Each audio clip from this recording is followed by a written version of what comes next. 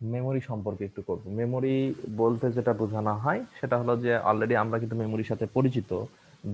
আমরা যারা mobile use করছি, মোবাইলে র্যাম কত, রম কত, মেমোরি কার্ড, এই বিষয়গুলোর সাথে আমরা খুব পরিচিত। পেন ড্রাইভ, এই বিষয়গুলো আমাদের সাথে খুবই মানে সম্পর্কিত। তো সেই মেমোরিটা নিয়েই আমরা একটু কথা বলবো যে মেমোরি জিনিসটা কি। তো মেমোরি জিনিসটা এক কথায় যদি আমরা বলি, তো আমরা বলতে পারি যে এটা একটা স্টোর করার জায়গা। ঠিক আছে, আমরা অনেকটা মেমোরিটাকে একটা সিনেমার হল রুমের সাথেও তুলনা করতে পারি। সিনেমার হল রুমে যেমন দেখা যাচ্ছে যে অনেক আমাদের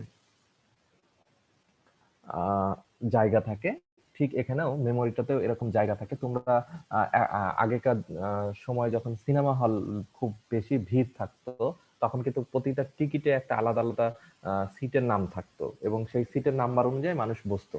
তো ঠিক একই রকম যে এখানে রো থাকে, রোতে কোন কলামে যে কত নাম্বার সিটে বসবে, মেমোরিতে ডাটা ইনপুট দেওয়ার সময় ঠিক একইভাবে মেনটেন করা হয় যে কোন জায়গাতে কোন ডাটাটা কোন মেমোরিতে থাকবে। প্রত্যেকটা লোকেশনের অবশ্যই তার একটা পজিশনাল ভ্যালু থাকে, মেমোরি অ্যাড্রেস থাকে, সেই অ্যাড্রেস অনুযায়ী মেমোরিতে ডাটা ইনপুট করা হয়ে থাকে।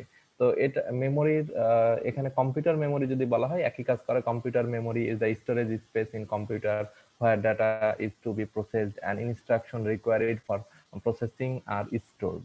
মানে ইনস্ট্রাকশন এবং ডেটা এখানে মূলত স্টোর করে রাখা হয়। তো মেমোরির মূলত প্রকারভেদ হিসাবে এখানে আহ, দেখানো হয়েছে একটা ছক যে আমরা মেমোরিটাকে কয়টা ভাগে ভাগ করতে পারি। মেনলি মেমোরিটাকে আমরা দুইটা ভাগে ভাগ করতে পারি। প্রথমে আসছে হলো প্রাইমারি মেমোরি, এরপর আসছে হলো সেকেন্ডারি মেমোরি। প্রাইমারি মেমোরি হিসেবে দুইটা পার্টে ভাগ করা হয়, যে রম এবং র্যাম, যেটাকে আমরা বলছি হলো রিড অনলি মেমোরি, আর র্যাম হলো র্যান্ডম অ্যাক্সেস মেমোরি। তোমরা অলরেডি খেয়াল করে দেখবা যে বাজার থেকে যখন একটা মোবাইল ফোন কিনো, সে মোবাইল ফোনটাতে কিন্তু মেমোরি কার্ড দেওয়া থাকে না। জাস্ট বলা যায় যে পরবর্তীতে যদি তুমি মেমোরি কার্ড অ্যাড করতে চাও তো এত জিবি পর্যন্ত মেমোরি কার্ড অ্যাড করতে পারবা। কিন্তু প্রাথমিক অবস্থাতে দেওয়া থাকে র্যাম এবং রম, অর্থাৎ বোঝা যাচ্ছে যে এটা হলো সেকেন্ডারি হিসাবে আমরা ব্যবহার করতে পারি মেমোরি কার্ডটা। আর প্রাথমিক হলো যেটা না হলে চলবেই না, র্যাম এবং রমটা হলো প্রাথমিক মেমোরি। আচ্ছা, সেকেন্ডারি মেমোরি হিসেবে এখানে আছে হার্ড ডিস্ক হতে পারে, ফ্লপি ডিস্ক হতে পারে, ডিভিডি হতে পারে, মেমোরি কার্ড হতে পারে, পেন ড্রাইভ হতে পারে, এগুলো হলো সেকেন্ডারি মেমোরি হিসেবে ব্যবহার করা হয়। রমের আবার কিছু প্রকারভেদ আছে, যে রম গুলাকে বিভিন্ন নামে চেনা হয়। যখন আমরা রম ডিটেলস যাব, পি রম আছে, ইপি রম আছে, ইইপি রম আছে, এগুলো সব হলো রমের এক একটা প্রকারভেদ। কাজের উপর ভিত্তি করে তাদের গঠনের উপর ভিত্তি করে প্রকারভেদ গুলাকে ভাগ করা হয়। আর র্যামটা যেটা, সেটা হলো যে S RAM, D RAM, static RAM, dynamic RAM, এগুলো ব্যবহার করা হয়ে থাকে। তো প্রথম যেটা আসছে সেটা হলো যে হাউ মেমোরি মেজার্ড, মানে মেমোরিটা আমরা কিভাবে মেজারমেন্ট করে থাকি। তো মেমোরির মেজারমেন্ট সম্পর্কে যদি বলা হয়, তাহলে সর্বপ্রথম যেটা আসে সেটা হলো যে কম্পিউটার ডাটা আসলে কিভাবে স্টোর হয়। কম্পিউটার ডাটা স্টোর হয় মূলত দুইটা পদ্ধতিতে, কারেন্টের হাই ভোল্টেজ আর একটা হলো low voltage. High voltage, low voltage. তো হাই ভোল্টেজটাকে আমরা লজিক্যালি বুঝাই হলো 1, আর লো ভোল্টেজটাকে আমরা বুঝাই হলো 0। খেয়াল করে দেখবা মানে কারেন্ট, যে আমরা একটা তারের সাহায্যে কমান্ড দিচ্ছি, সেই তারের সাহায্যে আসলে কি যায়, হাই ভোল্টেজ যায় আর লো ভোল্টেজ যায়। তাহলে এই হাই ভোল্টেজ আর লো ভোল্টেজটাকে আমরা হাই ভোল্টেজকে 1 দ্বারা প্রকাশ করি আর লো ভোল্টেজকে 0 দ্বারা প্রকাশ করি। তাহলে আমরা লজিক্যালি যেটা বলতে পারি সেটা হলো যে 1 আর হলো 0, এটাই হলো কম্পিউটারের মূল পার্ট। ঠিক আছে, যা কিছু আমরা স্টোর করি না কেন তা এই 1 0 আকারে স্টোর করা থাকে। মেমোরিতেও আমরা ওই যে জায়গাতেই স্টোর করি না কেন 1 0 1 0 স্টোর করে থাকি। তো এই 1 0 1 0টাকে আমরা এক কথায় বলে হলো বিট। তার মানে এই 1 অথবা 0 এটাকে এক কথায় আমরা বলছি হলো বিট। তাহলে বিট কি? বিট হলো লজিক্যালি 0 অথবা 1টাকে আমরা বলছি হলো বিট। আচ্ছা, এই বিটগুলার একটা পর্যায় আছে। যেমন তুমি বাজারে যে যদি বলো আমাকে একটা ডিম দেন, দুইটা ডিম দেন, তিনটা ডিম দেন, ঠিক আছে, যখন চারটা হয় তার একটা আলাদা নাম হয়। ডিমই আছে কিন্তু চারটা হলে একটা নাম হয়, সেটা বলি এক হালি। সেটা আবার যখন 12টা হয় তখন তার আর একটা নামকরণ করা হয়, 1 ডজন। তো ঠিক একই রকম এই বিটগুলা যখন একসাথে 8টা বিট হবে তখন সেইটার নামকরণ হবে হলো বাইট। তার মানে বাইটটা হলো বিটের থেকে বড়। ঠিক আছে, 8 বিটের হয় হলো 1 বাইট। ঠিক আছে, তাহলে বাইটটা কি? বাইটটা হলো একটা একক, যেটা হলো 8টা বিট একত্রে থাকলে সেটাকে আমরা বলি হলো 1 বাইট। যেমন বাজারে যে তুমি যদি দুইটা লাল ডিম আর দুটা সাদা ডিম কিনো, কিন্তু দুইটা দুইটা মিলে 4টা হলেই বলছি আমি এক হালি, 4টা লাল হলেও হতে পারে, 4টা সাদা হলেও হতে পারে। ঠিক একই রকম 8 বিটে সবগুলাই 1 হতে পারে, সবগুলো 0 হতে পারে, এলোমেলো যে কোনোটাই হতে পারে। মোট কোয়ান্টিটি যদি আমার 8টা হয় তখন সেটাকে আমরা বলবো হলো 1 বাইট। এর পরবর্তী যেটা আসছে সেটা হলো যে এই বাইট গুলা আরো সামনের দিকে যদি যাই তখন 1024 যদি বাইট হয় সেটাকে আমরা বলি হলো 1 কিলোবাইট।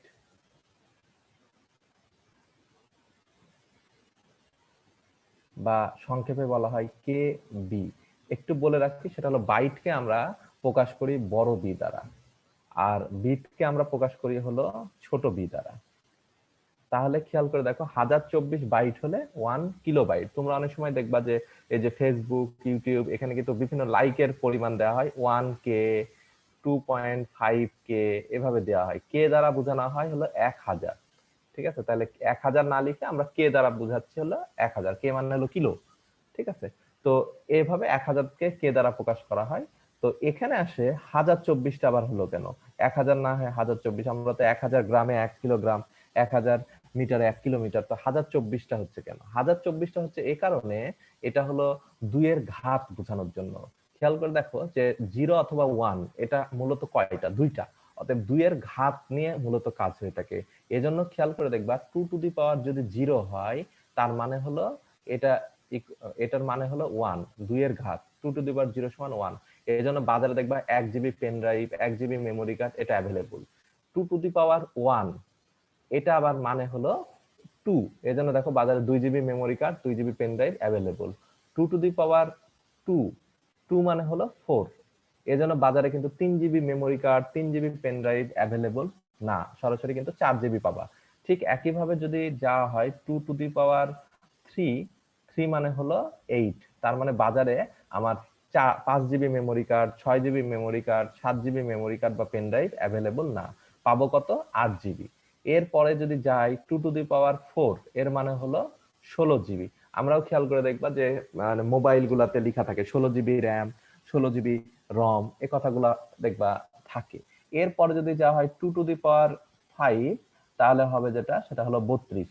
খেয়াল করে দেখবা 32 জিবি রম কথাটা বলে, কিন্তু এর ভেতরে বলে না 20 জিবি, 22 জিবি, 25 জিবি, এটা কথাটা আসে না। এরপরে যদি আমরা যাই 2 টু দি পাওয়ার 6, তাহলে এটা হচ্ছে 64। খেয়াল করে দেখো যে 64 GB memory card, pen drive available.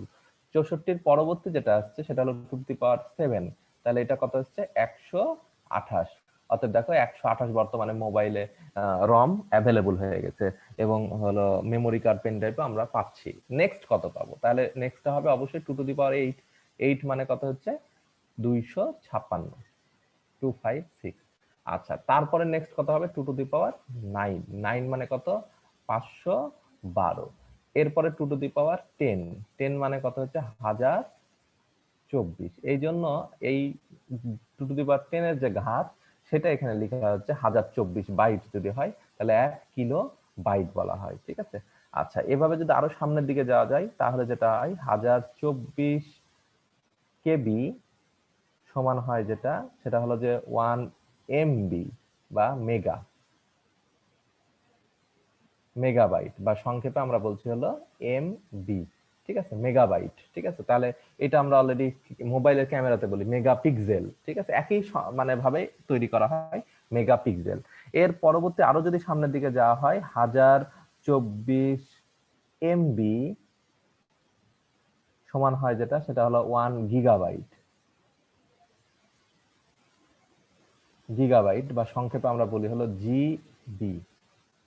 আচ্ছা, এবার যদি আরো সামনের দিকে যায় 1024 জিবি যদি হয় তখন সেটাকে আমরা বলি হলো 1 টেরাবাইট,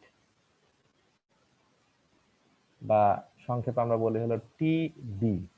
ঠিক আছে, এটা দেখবা হার্ড ডিস্কের ক্ষেত্রে আছে, কারো কারো হার্ড ডিস্ক 2 টেরা, 1 টেরা বলা হয়, মানে 1024 গিগাবাইট ওখানে আছে। তো এই হলো মূলত মেমোরির যে পার্ট গুলা ছিল, মেমোরির মেজারমেন্ট করার জন্য যে একক গুলা। এর পরেও আছে আরো, তো সেইগুলো এখন পর্যন্ত অ্যাভেলেবল অতটা না, আমাদের অতটা প্রয়োজন হয় না, এই পর্যন্ত আমাদের প্রয়োজন হয়। ঠিক আছে, তো এখন খেয়াল করে দেখো যে আমরা যদি বলি এখানে 2টা কথা আসছে, সেটা হলো যে কোনো কারণে আমরা বলছি যে 1 GB। এখন এই 1 GB সমান কত বিট? তাহলে 1 GB সমান কত বিট, এটা আমরা কিভাবে বের করতে পারি? তাহলে জিবিটা কোথায় আছে? এই যে দেখো 1 GB। তাহলে বিট যদি বের করতে চাই তাহলে এর আন্ডারে যতগুলো আছে এগুলো সব আমাকে গুণ করলে কিন্তু বিট পেয়ে যাচ্ছি। তাহলে 1 GB সমান প্রথমে আসছে কত? 1024 MB। তারপরে 1024 MBর সাথে গুণ করতে হবে 1024 KB। তারপরে 1024 KB সাথে গুণ করতে হবে 1024 বিট বাইটের সাথে আবার 8। তার মানে সবগুলো যদি আমরা গুণ করি তাহলে যেটা পাবো সেটাই কি আমার 1 GB। ঠিক আছে, তোমাকে প্রশ্ন করা যেতে পারে যে 5 MB সমান কত বিট বা কত বাইট? তখন 5 MB সমান, তার মানে এমবি কোথায় আছে? এই যে এমবি। তাহলে এখানে 5 বসাতে হবে। 5 ইন্টু 1024 আর 8 যদি গুণ করি তাহলে যেটা পাবো সেটা হলো কি? বিট। তাহলে এইভাবে আমরা ইজিলি কিন্তু বের করতে পারবো যে আমার 1 GB সমান কত বিট, 5 MB সমান কত বিট। এগুলো আমাদের অনেক সময় ক্যালকুলেশনে দিবে যে 5 MB সমান কত বিট বা বাইট। ঠিক আছে, অথবা এরকমও আসতে পারে, সেটা হলো যে 2 কোটি বিট সমান কত এমবি বের করো। ঠিক আছে, এরকম ক্যালকুলেশন আসবে। একই জিনিস যদি ক্যালকুলেশনটা বুঝে থাকে। ব্যান্ডউইথ জিনিসটা কি সেটা আমরা একটু জানবো। সেটা হলো যে ব্যান্ডউইথ হলো কোনো 1 সেকেন্ডে যে পরিমাণ ডাটা ট্রান্সফার হবে তাকে বলা হবে ব্যান্ডউইথ। তার মানে 1 সেকেন্ডে যে পরিমাণ ডাটা ট্রান্সফার হবে। যেমন তোমার বাসাতে একটা দরজা আছে, তোমাদের যে ঘরে প্রবেশ করা একটা দরজা, সেই দরজা দিয়ে এট টাইম কতজন প্রবেশ করতে পারবে? একজন অথবা দুইজন। তাহলে ওই দরজার ক্ষমতা কি? 2। কিন্তু তোমার ইউনিভার্সিটির দরজার কথা চিন্তা করো, এট এ টাইম মেন গেট দিয়ে প্রবেশ করতে পারবে 10 জন। তাহলে ওই দরজার ব্যান্ডউইথ কত? 10। তার মানে বুঝতে পারছো, যার ভেতর দিয়ে এট এ টাইম যে পরিমাণ ডাটা ট্রান্সফার করবে সেটা তার ব্যান্ডউইথ। এখন তুমি যখন গ্রামীণ ফোনের কাছ থেকে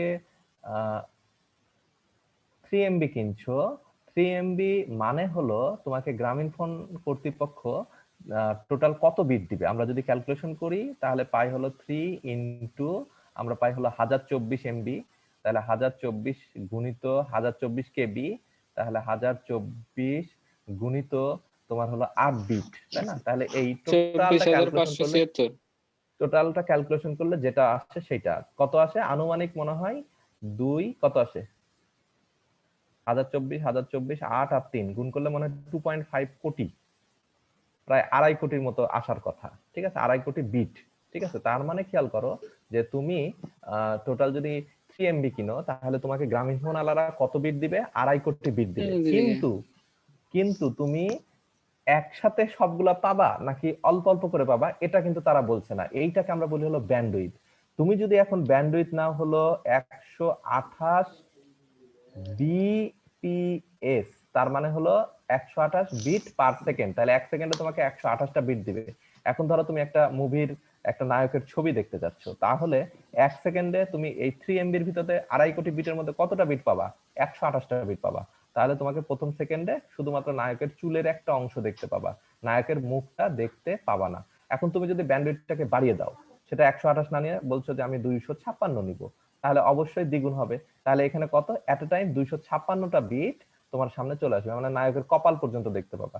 তুমি যদি আরো ব্যান্ডউইথ বাড়িয়ে দাও, 512 করে দাও, তাহলে তোমার এট এ টাইম আরো একটু নায়কের চোখ পর্যন্ত তুমি মনে হয় দেখতে পাবা। আচ্ছা, তুমি আরো যদি বাড়িয়ে দাও তখন হয়ে যাবে কি 1 kbps। তোমরা যারা ইন্টারনেট ইউজ করছো অলরেডি, ব্রডব্যান্ড হোক অথবা লোকাল, যদি ইন্টারনেটের স্পিডটা দেখো তাহলে দেখবা যে এই 1 KB থেকে শুরু হয় এবং দেখবা 5 KB, 10 KB, 2 KB এরকম দেখানো হয়। তার মানে বুঝতে পারছো, এইভাবে আসছে যে 1024 বিট পার সেকেন্ড। 1 KB মানে হলো 1024 বিট পার সেকেন্ড। তাহলে এট এ টাইমে 1024টা বিট তোমার এখানে কি হবে? ডিসপ্লে হবে। ঠিক আছে, এবং তুমি সেই রকম ছবিটা দেখতে পাবো। তার মানে স্পিডটা আশা করি বুঝতে পারছো। আর তোমাকে দিতে বাধ্য কত? 2.5 কোটি বিট। তার মানে এভাবে 1024টা প্রতি সেকেন্ডে দিতে দিতে সর্বোচ্চ 2.5 কোটি বিট যখন হয়ে যাবে তখন তোমাকে আর তারা ইন্টারনেট দিবে না, ডাটা দিবে না। তাহলে যতক্ষণ না হচ্ছে ততক্ষণ এই ট্রান্সফারটা হলো বলা হয় ব্যান্ডউইথ। আর তুমি কত পাচ্ছ সেটা হলো তোমার হলো মানে এমবি দ্বারা প্রকাশ করা হয়। এজন্য আমরা যখন বলি যে 1 টাকায় 2 মানে 1 GB নিব, তাহলে 1 GB, কিন্তু এটা কত মানে কয় স্পিডে দিবে, মানে কত ব্যান্ডউইথে দিবে, সেটা কিন্তু আমাদেরকে অস্পষ্ট রাখে, বলে না। ঠিক আছে, এইটার এই এই ব্যান্ডউইথের উপর ভিত্তি করে তোমার স্পিডটা ডিপেন্ড করে। যার এই ইন্টারনেটের ব্যান্ডউইথ যত বেশি, তার স্পিডটা তত বেশি হবে। তুমি খেয়াল করে দেখবা যে তুমি অনেক 30 জিবি নিয়েছো, কিন্তু তোমাকে ইন্টারনেট স্পিড 1 কেবিও দিচ্ছে না, তার নিচে দিচ্ছে। তাহলে তুমি দেখবা যে এই 30 জিবি শেষ করতে তোমার দিন পার হয়ে যাবে, তারপর তুমি কিচ্ছু শেষ করতে পারবে না। আবার কেউ একজন 1 জিবি নিয়েছে বাট 1 এমবি স্পিড, তাহলে দেখবে খুব দ্রুত সে ডাটা ইউজ করতে পারছে এবং কমিউনিকেশনটা হচ্ছে। তো এইভাবে মূলত কমিউনিকেশনটা হয়ে থাকে। ঠিক আছে, তো ব্যান্ডউইথটা বোঝা গেছে। তাহলে এখন স্যার আমরা যেটা বলি, একই জিনিস, আপলোড এবং ডাউনলোড দুইটা পার্ট থাকে। আমরা যদি কোনো ডাটা কাউকে পাঠাতে চাই, ধরো একটা আমি ফাইল কাউকে পাঠাবো, তখন ফাইলটা যখন মানে পাঠানো হয় তখন সেটাকে আমরা বলি আপলোড। আর সেই ফাইলটা যখন তুমি ডাউনলোড করো তখন সেটাকে বলা হয় ডাউনলোড। তো এই দুইটা স্পিডটাও একইভাবে মেজারমেন্ট করা হয় ব্যান্ডউইথের উপরে। আমরা সচরাচর বিরক্ত হই কখন? বিরক্ত হই যখন ডাউনলোড স্পিডটা যখন কম হয়, এজন্য ডাউনলোড স্পিডটাকে বেশি দেওয়া থাকে, আপলোড স্পিডটাকে কম দেওয়া থাকে। আবার বিভিন্ন ক্ষেত্রে যেমন তুমি কোন সংবাদ মাধ্যমের যদি ওদের ইন্টারনেট দেখো, তো ওদের হলো আপলোডটাই বেশি হয়, এজন্য আপলোড স্পিডটা অনেক বেশি থাকে। তো এরকম ভাবে মেজারমেন্টটা করা হয়ে থাকে। আর আরেকটা বিষয় যেটা আছে সেটা হলো যে অনেক ক্ষেত্রে আপলোডের থেকে ডাউনলোডের স্পিডটা বেশি রাখা হয়। আপলোডের ক্ষেত্রে আমরা যে ব্রাউজিং করি এটাও কিন্তু আপলোডের মধ্যে এই ডাউনলোডের মধ্যেই থাকে। যে আমরা যে ছবিটা দেখতে পাচ্ছি এটাও একটা ওয়ান কাইন্ড অফ ডাউনলোডই হয়। তুমি ইউটিউব যখন দেখবা, সেই ইউটিউবের ক্ষেত্রে দেখবা যে এখন ইউটিউবটা তোমার টোটালি হলো ধরো একটা 2 জিবির একটা মুভি তুমি ইউটিউবে দেখছো, তো এট এ টাইম তো তোমার 2 জিবি ডাউনলোড হওয়ার কোনো দরকার নাই। তাহলে দেখবা কিছুক্ষণ কিছু একটা লিমিট পর্যন্ত তোমার ভিডিওটা তোমার সামনে ডাউনলোড হয়ে যায় এবং তুমি সেটা নিখুঁত ভাবে দেখো।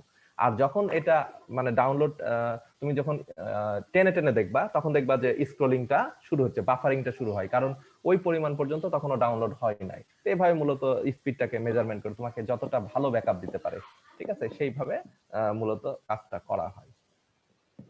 তো এইটুকু, এটাতে কারো সমস্যা আছে কিনা একটু দয়া করে যদি বলো, কেউ স্যার কারো যদি বুঝছি। কোশ্চেন থাকে। না স্যার, কোনো তাহলে খেয়াল সমস্যা করে নেই। দেখো যে তাহলে এখন যেটা সেটা হলো যে এই যে আমরা বিট বাইটটা দেখি, এই বাইটটা আসলে কার একক, আর এই যে বিটটা দেখছি এটা আসলে কার একক? বিটটা হলো ব্যান্ডউইথের একক, আর বাইটটা হলো মেমোরির একক। কেন মেমোরি একক? তুমি দেখো তোমার হার্ড ডিস্ক কয় জিবি, ধরো 300 জিবি, তাহলে 300 জি বড় বি লিখছি, তার মানে মেমোরির এককটা হলো আমার বড় বি দ্বারা প্রকাশ করি বাইট, আর বিটটা হলো ব্যান্ডউইথের একক। ঠিক আছে, আচ্ছা। এরপরে যেটা আসছে সেটা হলো যে আমরা মূলত যেটা সেটা হলো যে এই বিটটাকে ছোট বি দ্বারা প্রকাশ করি, বাইটটাকে বড় বি দ্বারা প্রকাশ করে থাকি। ঠিক আছে, আচ্ছা। তো এই ছিল হলো বিট এবং বাইটের মধ্যে একটা ছোটখাটো পার্থক্য। সেই সাথে আমরা কিভাবে মেজারমেন্টটা করি এটা একটা পার্ট। আর তোমাদেরকে অনেক সময় অ্যাসাইনমেন্ট আকারে আমরা দিতে পারি, সেটা হলো যে ধরো বলা হলো যে 5 জিবি সমান কত এমবি, হট এমবি লেখা হলো, তখন তোমাকে ক্যালকুলেশন করে এমবি বের করতে হতে পারে, অথবা কত কেবি সেটা বের করতে বলা হতে পারে, অথবা কত বিট। ঠিক আছে, এরকম ক্যালকুলেশন অনেক সময় এখান থেকে আসে। ঠিক আছে, এইটুকুন কোশ্চিনে কারো সমস্যা থাকলে বলো। না স্যার। না স্যার, বর্তমানে নাই। আচ্ছা, এর পরবর্তী যেটা আছে সেটা হলো যে সিপিইউ, সেন্ট্রাল প্রসেসিং ইউনিট। এই সিপিইউটা মূলত দুইটা বেসিক পার্ট নিয়ে তৈরি হয়, একটা হলো কন্ট্রোল ইউনিট আর একটা হলো arithmetic logic unit. Arithmetic logic unit এবং কন্ট্রোল ইউনিটটা অনেকটা আমাদের মাথার সাথে আমরা তুলনা করতে পারি। তুমি খেয়াল করে দেখবা যে তোমাকে যদি কেউ একটা কলম দেয়, সেই কলমটা দিলে তুমি কিন্তু প্রথমে চিন্তা করবা যে কলমটা আমি নিব কি নিব না, কেন আমাকে কলম দিচ্ছে, আদৌ কলমে কালি আছে কিনা, বা আমার কোনো একটা বার্থডে উপলক্ষে কলম দিচ্ছে কিনা, এই যে এগুলো চিন্তা ভাবনা করছে, এটা হলো লজিক্যালি চলে যাচ্ছে। আর তুমি কলমটা যখন নিচ্ছ, ডান হাত দিয়ে নিবা, বাম হাত দিয়ে নিবা, নাকি পা দিয়ে নিবা, এই যে এটা কন্ট্রোলিং একটা পার্ট, যে তোমার বডির কোন পার্টটা দিয়ে তুমি এই কলমটা রিসিভ করবা। তো এই দুইটা মূলত মানে কম্পিউটারের ক্ষেত্রে একই রকম, যে আমি কিভাবে লজিক্যালি চিন্তা ভাবনা করব আর সেটা কিভাবে কোন মেনটেন করা, কার সাথে কোনটার কমিউনিকেশন হবে, সেটা হলো কন্ট্রোল ইউনিট মেনটেন করে থাকে। এরপর কিছু শব্দ আছে, রেজিস্টার। রেজিস্টার শব্দটা খুব যাই কম্পিউটারের সাথে। রেজিস্টারটা আসলে কি জিনিস? রেজিস্টারটা হলো ওয়ান কাইন্ড অফ ছোট্ট একটা মেমোরি ইউনিট বলা হয়, ঠিক আছে। রেজিস্টার একটা মেমোরি ইউনিট, ঠিক আছে। এই মেমোরি ইউনিটটা কি করে, সাময়িক তথ্য ধরে রাখে। তাহলে রেজিস্টারটা হলো মেমোরি ইউনিট, সাময়িক তথ্য ধরে রাখার জন্য ব্যবহার করা হয়। কি রকম, যেমন তুমি ক্যালকুলেটর এখন যোগ করছো 2 আর 5, তাহলে 2 প্রেস করলা, দিয়ে চুপ করে বসে আছো, দেখো ক্যালকুলেটরটা কিন্তু ওই 2টাই ধরে রাখছে। কতক্ষণ, যতক্ষণ ব্যাটারিটা মানে তোমার হলো থাকবে, ততক্ষণ কিন্তু রেজিস্টারটা তোমার ওই 2টা ধরে রাখবে। প্লাস 2 আর 5 যোগ করে ধরো হলো হচ্ছে 7, তাহলে এই 7টা তোমাকে ডিসপ্লেতে রেজাল্টটা দেখাচ্ছে, সাময়িক দেখায়। এই যে সাময়িক ধরে রাখে, এটা হলো রেজিস্টারের কাজ। তাহলে এইরকম কাজ আমি কম্পিউটারে করছি, কম্পিউটারে ডাটা সাময়িক ধরে রাখার জন্য আমরা ব্যবহার করে থাকি। তো এই সাময়িক তথ্য টেম্পোরারি ধরে রাখার জন্য যেটা ব্যবহার করি সেটাকে আমরা বলি হলো রেজিস্টার। আচ্ছা, রেজিস্টারের অনেকগুলা পার্ট আছে, যে শুধুমাত্র যে একটা রেজিস্টারই হয় তা না। রেজিস্টারের কাজ হলো বিভিন্ন ক্ষেত্রে বিভিন্ন রেজিস্টার আমি ব্যবহার করি। যেমন মেমোরি ধরে রাখার জন্য, মেমোরির অ্যাড্রেস ধরে রাখার জন্য একটা রেজিস্টার আছে, মেমোরি অ্যাড্রেস রেজিস্টার বলা হয়। মেমোরি বাফার রেজিস্টার আছে। প্রোগ্রাম ধরে রাখার জন্য প্রোগ্রাম কন্ট্রোল রেজিস্টার আছে। অ্যাকুমুলেটর, আমি যে তথ্যটা যোগ করছি, যোগ করে যে রেজাল্টটা হচ্ছে সেটা অ্যাকুমুলেটর ধরে রাখে। তারপরে আমি কি করব, যোগ করব না বিয়োগ করব না গুণ করব, সেই ইনস্ট্রাকশন ধরে রাখার জন্য ইনস্ট্রাকশন রেজিস্টার আছে। তারপরে আমার ইনপুট কোনটা, আমার আউটপুট কোনটা, এগুলো মানে চেনার জন্য ইনপুট আউটপুট রেজিস্টার আছে। এরকম বিভিন্ন রেজিস্টার মানে জায়গা ক্ষেত্র বিশেষে আলাদা আলাদা ভূমিকা পালন করে, বাট সবারই কাজ কি, সাময়িক তথ্য ধরে রাখা। যে আমার কম্পিউটারের ভেতরে যাবতীয় কাজ বাইনারিতে হয়, যাবতীয় কাজ। আমি যে আমার কথাটা বলছি, এই কথাটা যেমন ধরো তোমার হলো তুমি একটা মেমোরি ইন্ডিকেট করলা, এখন সেই মেমোরিটাও বাইনারি স্টাইলে ধরে রাখবে, ঠিক আছে। এখন আমাকে হয়তো ভিজুয়ালি দেখাচ্ছে একটা, কিন্তু টোটালি কাজ 0 আর 1 এই হয়ে থাকে, 10101010, ঠিক আছে। যখন অনেক বেশি হয়ে যাবে তখন সেটা আবার হেক্সাডেসিমেল ভ্যালু দিয়েও ধরে রাখার চেষ্টা করে। আচ্ছা আচ্ছা, এর পরবর্তী যেটা আসছে সেটা হলো আমরা যেটা বলছিলাম সেটা হলো র্যাম। র্যাম জিনিসটা কি, র্যাম জিনিসটা হলো র্যান্ডম অ্যাক্সেস মেমোরি। এটাকে আমরা অনেকটা এভাবে বলতে পারি যে হলো তোমার যে মুখের যে চোয়ালটা আছে, মানে দুই ঠোঁটের ভেতরে যে গহ্বর আছে, এই চোয়ালটা, এই গহ্বরে কিন্তু তুমি যে কোনো খাবার খাও, তুমি দেখা যাচ্ছে একটু মুড়ি খাইলা, তুমি একটু খেজুর খালা, পানি খাইলা, এরকম বিভিন্ন খাবার কিন্তু খাচ্ছ, কিন্তু সব খাবার কি ওই মুখের চোয়ালে রেখে দিতে পারছো না, সবগুলা কিন্তু প্রসেস হয়ে তোমার চলে যাচ্ছে। তাহলে এই যে সাময়িক ধরে রাখছো, এটা হলো কি র্যান্ডম অ্যাক্সেস। তার মানে দেখা যাচ্ছে যে পার্মানেন্টলি আমি মুখের ভিতরে রাখে দিতে পারবো না। আমি একটা খেজুর নিয়ে যে 1 দিন 3 দিন রেখে দিচ্ছি তা কিন্তু না, ওটা জাস্ট একটা বলা যেতে পারে যে একটা গেটওয়ে, ওর মাধ্যমে আমার খাবারগুলা প্রসেস হয়ে থাকে। তো আচ্ছা, র্যাম, র্যামের একটা ক্ষুদ্রতম অংশ রেজিস্টার বলতে পারো, ঠিক আছে। কিন্তু শুধু যে র্যামেই থাকে তা না, বিভিন্ন জায়গাতেই রেজিস্টার গুলো আলাদা আলাদা ভূমিকা পালন করে থাকে, ঠিক আছে। র্যামের আরেকটা ক্ষুদ্রতম অংশের নাম হলো ক্যাশ মেমোরি, ঠিক আছে, এটা র্যামের সাথে থাকে। তো এগুলো হলো বিভিন্ন রকমের সুবিধা দেওয়ার জন্য এই মেমোরি গুলাকে আলাদা আলাদা ভাবে রাখা হয়, ঠিক আছে। কিন্তু ওভারঅল র্যাম হলো একটা প্রাইমারি মেমোরি, যে মেমোরিটা তোমার হলো তথ্য সাময়িক ধরে রাখার জন্য ব্যবহার করা হয়।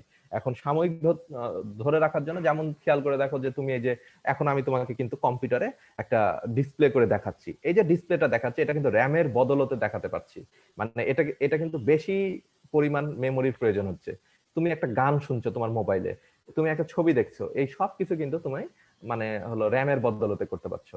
তো এখন খেয়াল করে দেখে যে মুভিটা দেখছো, অথবা আমি যে তোমাকে যে ডিসপ্লেতে যে স্লাইডটা দেখাচ্ছি, এটা কিন্তু আমি কোনো জায়গাতে এখন স্টোর রাখি নাই, আমি জাস্ট দেখাচ্ছি। কোনো কারণে ধরো কারেন্টটা যদি চলে যায় অথবা যদি সিস্টেম লস হয়, আমি কিন্তু তোমার যে অবস্থানে আছে এই অবস্থান কিন্তু আমি আর পাবো না, পুনরায় আমাকে আবার ওপেন করে হার্ড ডিস্ক থেকে স্লাইডটা নিয়ে ওপেন করে তোমাকে এই অবস্থানে নিয়ে আসতে হবে। মুভিটা পুনরায় আবার চালু করে আবার এই পয়েন্টে নিয়ে আসতে হবে। কিন্তু সাময়িক যে দেখাচ্ছি এটা র্যাম দেখাচ্ছে, ঠিক আছে। তোমার সাথে এই যে যাবতীয় ছবি দেখতে পাচ্ছ, যাবতীয় তুমি সাউন্ড যেগুলো দেখতে পাচ্ছ, সবগুলাই তোমার র্যাম দেখাচ্ছে। তার মানে হলো এটা একটা গেটওয়ে। গেটওয়েটা কেমন, যেমন তুমি নিজে চিন্তা করো যে তোমার বাসাতে যে সিঁড়িগুলো আছে, এই সিঁড়িগুলাতে বা বেলকনি যেগুলো আছে, এইগুলাতে তুমি ব্যবহার করে বিভিন্ন রুমে প্রবেশ করছো, কিন্তু এট এ টাইম সারাদিন তুমি সিঁড়িতে বসে থাকো না। তাহলে এটা এইরকম জিনিসটা, যে এটা হলো একটা গেটওয়ে, যে গেটওয়ে ব্যবহার করে তুমি তথ্যগুলা দেখতে পাচ্ছ, কিন্তু তুমি চাইলে এই তথ্যগুলা স্টোর যদি করতে চাও, তোমাকে পার্মানেন্ট মেমোরিতে যেতে হবে, মানে হার্ড ডিস্কে রেখে দিতে হবে। তুমি মুভিটা হার্ড ডিস্কে রেখে দাও, 5 দিন 10 দিন 1 বছর পরে তুমি আবার মুভিটা ওপেন করো, দেখতে পাবা। কিন্তু এই র্যামটা সাময়িক তোমাকে দেখাবে, কিন্তু এ ধরে রাখার কোনো ক্ষমতা নাই। ঠিক আছে, তোমরা খেয়াল করে দেখবা যে তোমাদের বলা যেতে পারে যে তোমাদের মোবাইলগুলোতে র্যামের পরিমাণ যত বেশি হবে, তুমি দেখবা যে স্পিড বা তোমার হলো ছবি দেখাটা তত সুবিধা হবে। ঠিক আছে, তো এই যে কাজগুলা করে থাকে, এটা কিন্তু মূলত র্যামটা করে থাকে। র্যান্ডম অ্যাক্সেস মেমোরি গুলাকে র্যান্ডমলি তোমার সামনে নিয়ে এসে শো করবে। ঠিক আছে, কিন্তু সে স্টিল ধরে রাখতে পারবে না, স্টোর করতে পারবে না। আচ্ছা, তো র্যামটা কেন প্রয়োজন হয়, এখানে র্যামের একটা বিষয় বলা হয়েছে, RAM is the main memory, প্রথম কথা। আর একটা যেটা আসছে সেটা হলো যে এখানে র্যামটাতে দুইটা কাজ করতে পারি আমরা, ডাটা রিডও করতে পারি, রাইটও করতে পারি। রাইট বলতে যেটা সেটা হলো, দেখো যে তুমি আমি এখন কোনো কিছু যে এই যে লেখালেখি যেটা করছি, এই লেখালেখিটা কিন্তু র্যামে হচ্ছে, র্যামের বদলে র্যামের জায়গাতে মেমোরিতে আমি লিখছি। আমি একটা ওয়ার্ড ফাইলে লিখছি, টোটালি র্যামের উপর লিখছি। এই লেখাগুলা তুমি যদি আবার দেখতে চাও, র্যামের মাধ্যমে তুমি দেখতে পাচ্ছ। আর যদি তুমি ধরে রাখতে চাও, ভবিষ্যতে একদিন পর আবার ব্যবহার করবা, তাহলে তোমাকে অবশ্যই কিন্তু স্টোর করতে হবে। যেমন দেখো, আমি এই যে আজকে তোমাদের যে ক্লাসটা নিচ্ছি, এটা কিন্তু আমি রেকর্ড করছি। এই রেকর্ড করে এটা আমি কিন্তু আমার হার্ড ডিস্কে রেখে দেবো। আমি 3 দিন পরে যদি ওপেন করি, র্যাম কিন্তু আমাকে দিতে পারবে না, ওই হার্ড ডিস্ক থেকে আমাকে রিট্রাইভ করে তোমাকে দেখাতে হবে। কার মাধ্যমে দেখাবো? র্যামের মাধ্যমে দেখাবো।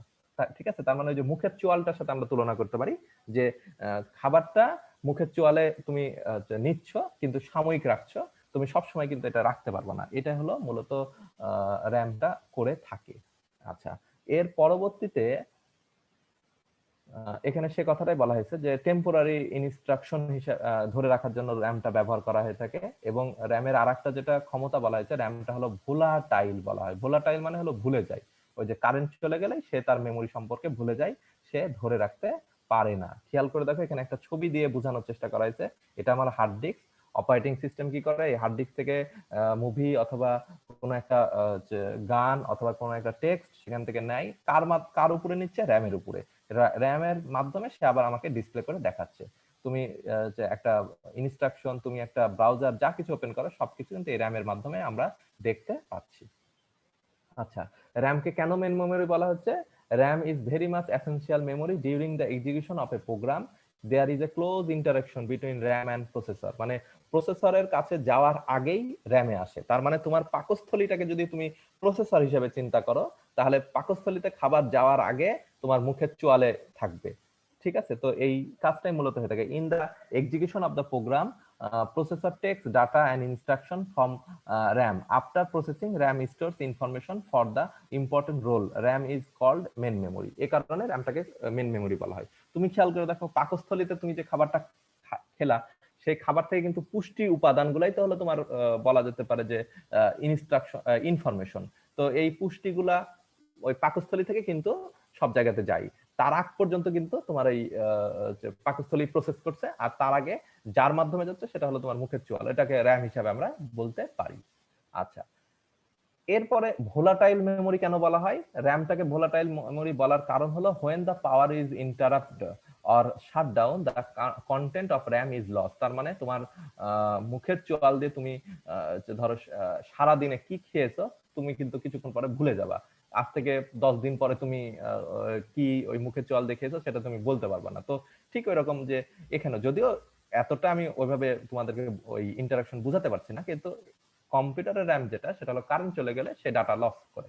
এজন্য এটাকে আমরা বলি হলো ভোলাটাইল। ভোলাটাইল কথাটার সাথে অনেকটা এভাবে বলতে পারো, ভুলে যায় যে, ভুলে যায় যে, সেজন্য এটার নামটা ভোলাটাইল এভাবে বলতে পারো। কিন্তু এটা একটা ইংরেজি নাম, শব্দ। আর এমনি ভুলে যায় এভাবে মনে রাখতে পারো। ভোলাটাইল মেমোরি কোনটা? র্যাম। ভুলে যায় এভাবে মনে রাখতে পারবা। On the other hand, non volatile memory যদি হয়, যে এটা ভুলে যায় না, সে কিন্তু মানে রেখে দিবে, সে ডাটা লস করবে না। নন ভোলাটাইল মেমোরি হলে কারেন্ট চলে গেলে ডাটাটা লস হবে না। ঠিক আছে, এটা হলো মূলত। তো র্যামের দুইটা টাইপ আছে, একটা হলো তোমার স্ট্যাটিক র্যাম, আর একটাকে বলা হয় ডাইনামিক র্যাম। এটা অনেকটা আমরা এইভাবে বলতে পারি যে তুমি ক্লাসে যখন প্রবেশ করলা, ক্লাসরুমে দেখবে অনেক সিট আছে। এখন কোন সিটে তুমি বসবা, সেটা তোমার ইচ্ছা মতো, তুমি যে কোনো ক্লাসের সিটে বসতে পারো। এই যে কোনো সিটে যেটা বসা, এটাকে আমরা বলি হলো ডাইনামিক।